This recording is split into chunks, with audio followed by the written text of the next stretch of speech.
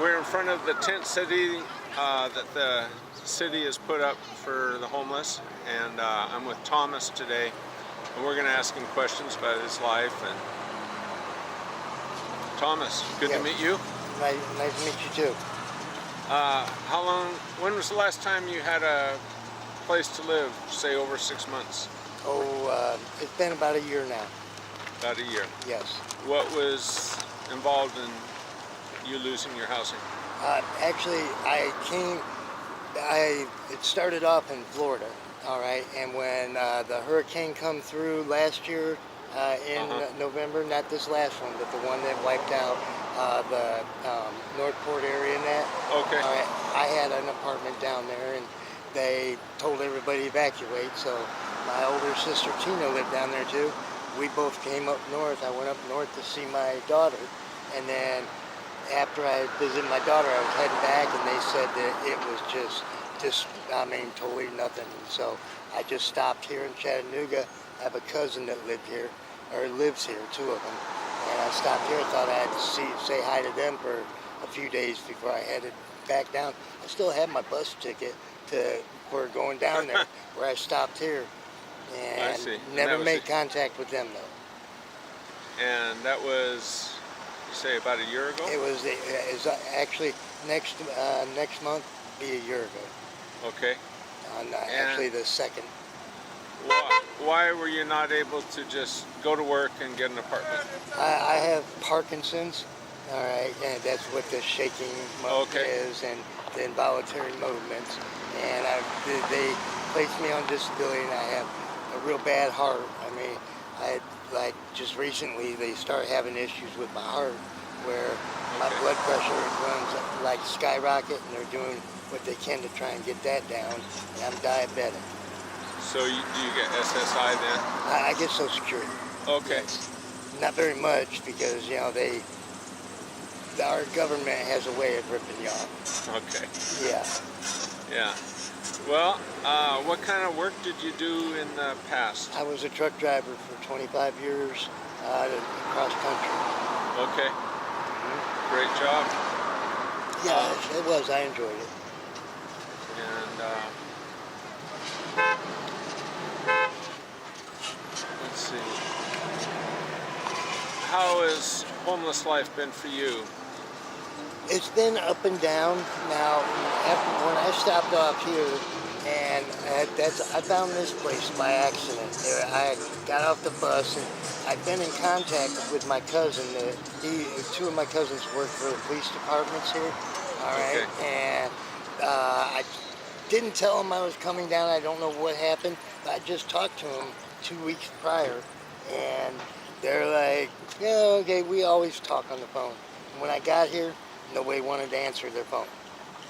All right, which they didn't expect me. I get that, but I saw this place right here, and I thought, what in the world is this? So I went to the gate, and I asked them. They said, "Oh, you got to go in, be vetted to get in here and everything." Okay. I thought, okay, not a lot of people know what that word means, so I thought it must be somewhat safe. So they called one of their supervisors, and they asked if I could come in.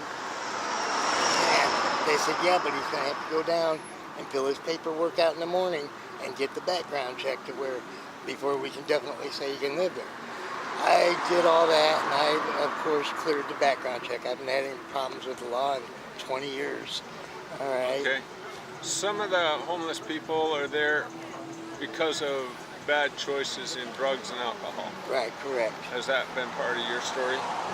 No, I quit drinking it's been 29 years this coming year. Yeah. I drank heavy, all right, but no, I guess you could say maybe bad choices where it's like, okay, I want to see what this is about and what that's about. And not realizing that it could put you in this or that spot that you didn't really want to be. Thanks for answering that.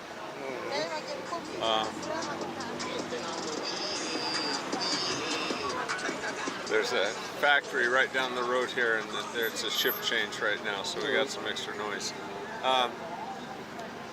What kind of music do you like? I actually listen to everything but gangster rap. I Okay. mean, I do. That's the people here in this camp. About once a week, I have playlists that I put together, and the managers, they don't mind because they say, and even everybody in here says, Tom, you make up some of the best playlists there are. All Okay. right, and so I put playlists with a little bit of something on it for everybody, and usually it takes about 2 hours to play it out, and puts everybody in a nice mellow mood. Sounds nice. Sounds like in some ways it's a nice little community. Yes, it is. It really is. When was the last time you saw a concert? Oh, the last time I saw a concert was Ted Nugent. I swear, it was Ted You're dating Nugent. yourself now. Yes, I Brother, we're am. about the same age. Yeah, Ted Nugent, and it was the Great White concert, and it was at Wing Stadium. Okay. Yeah. In what city? That was Michigan. Michigan. Yeah, up in outside of Kalamazoo, Michigan, Flint, Michigan, up there. Is that where you're from? Up in No, I'm from Indiana, Michigan City, Indiana. Indiana, Yeah. via Michigan, via Florida, Right. and probably some other. Yeah, no, not. I mean, I went out to Vegas for 22 years and Oh, lived okay. out there by my sister, one of my sisters, and my health started dwindling from my Parkinson's. I mean, it's like what you see now. It's like wasn't even like that a few months ago. All right, It's getting worse. yeah, it's So, getting worse. what about family? You got kids of your own? Yes, I have a daughter. I just talked to her last week. We talk all the time, and I've got a really cool daughter. I am proud of her. Cool. Yeah, but I you're- won't impose on her, and I believe she wouldn't even try to impose on me. I wouldn't consider imposing, but I mean, Yeah, that's. And then parents. Both my parents are passed and gone, and that's bad issues there. Sure.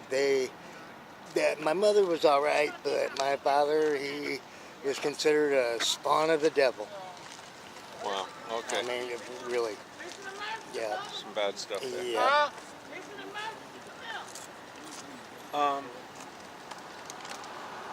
You know, the people of Chattanooga, they see our homeless people walking around, and there's stereotypes. They say, well, Yes. there goes another drug addict, homeless drug addict. If you could speak to the people of Chattanooga for a minute, what do you want to say to them? I would say to them, because a lot of them, and with coming here to Chattanooga, I see it time and time again, and it breaks my heart. A lot of the homeless are mentally incapacitated. All right, they're not taking drugs and this or that. All right, but people assume they are. All right, I'm not sure what this thing is. Yeah. All right, people assume they are because of how they act and everything. They're like, look at how crazy that person. And if they stop and talk to the person for a minute, they would see that they would literally see that the people are not on drugs or not. They're Yeah. mentally challenged. All right, and they get stereotyped as being on drugs and everything, and Or physically challenged. or physically challenged. All right, and like people, when my symptoms of my Parkinson's started coming, where like this, I remember standing in the store in line, and somebody behind me, God, look at that guy, must be really cracked out or something.